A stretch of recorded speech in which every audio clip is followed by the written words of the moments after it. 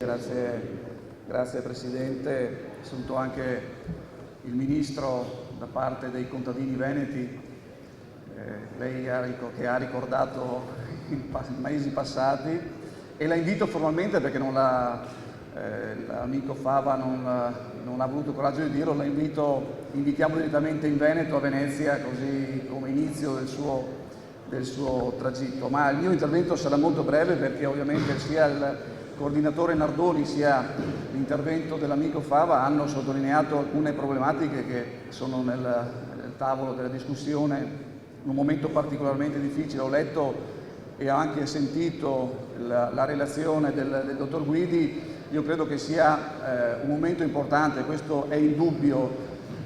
In Veneto siamo partiti con una riflessione che ripropongo qui in maniera molto semplice, ma che è già stata anche sottolineata, il fatto che io sono convinto che nel 2020 le risorse per l'agricoltura comunitaria non saranno queste, non saranno ribadite. E quindi la responsabilità che abbiamo è quello veramente di costruire oggi una visione strategica che consenta a tutto il sistema imprenditoriale agricolo di essere competitivo nel mercato dopo il 2020. Questo significa avere la responsabilità di gestire i fondi che abbiamo a disposizione con coerenza, con forza, e che ognuno possa mettere a disposizione le regioni per conto loro dei fondi non solamente del piano sviluppo rurale, ma fondi anche che provengono da altri canali. Penso al Fondo Sociale Europeo, penso al Fondo della Formazione, penso ad altri fondi strutturali che possono essere messi a disposizione del mondo agricolo. Penso che anche su questo punto il governo possa fare la stessa cosa, e cioè spero che non possa e non voglia scaricare i fondi che gestisce direttamente, penso per il piano irriguo nazionale, sui fondi regionali. Penso che ognuno debba fare la sua parte, così anche il governo trovare le risorse necessarie per il mondo agricolo, per la parte irrigua nello specifico, magari all'interno dei fondi del bilancio del governo e non quello delle regioni, perché ovviamente le regioni hanno la necessità di intervenire direttamente sul proprio territorio, sul proprio mondo imprenditoriale.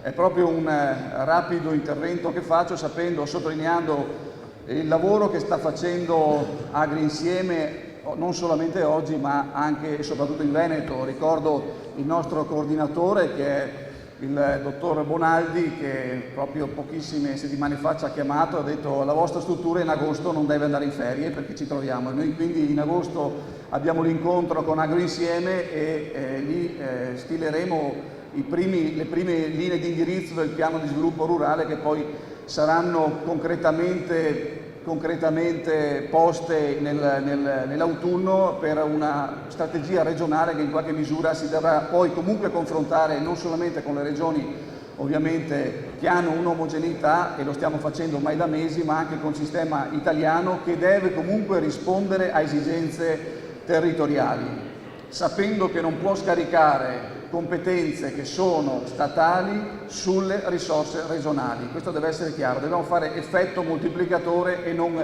ridurre la torta per risolvere i propri problemi. Abbiamo la possibilità di mettere al centro della politica italiana l'agricoltura. Io credo che AgriInsieme abbia anche questo ruolo, quello di porre al centro del governo il tema dell'agricoltura italiana, e attorno a questo perno riuscire anche a trovare le risorse sufficienti per poter sviluppare ancora di più il sistema non solamente del Made in Italy, ma dell'agroalimentare italiano. Questo è l'augurio che mi faccio, che ci sia una politica non solamente nella gestione dei nostri territori, delle nostre aziende, ma una politica comune di intervento all'interno del sistema governativo veneto, non solamente del Ministero, del sistema governativo veneto, italiano, perché si sappia che il mondo dell'agricoltura si prende la responsabilità di guidare anche il sistema italiano fuori dalla crisi. Questo deve essere molto chiaro. Per fare questo dobbiamo alzare anche la voce e farci sentire, sia come enti locali, come regioni, ma anche come associazioni. In questo caso AgriInsieme ha sicuramente una sua responsabilità. Ovviamente noi puntiamo, come è stato detto, sulla possibilità di un riconoscimento anche di aree omogenee, anche così come è stato descritto dal dottor Guidi, che possa essere interessante sia per noi ma anche per il sistema italiano nel suo complesso. Grazie veramente per l'invito.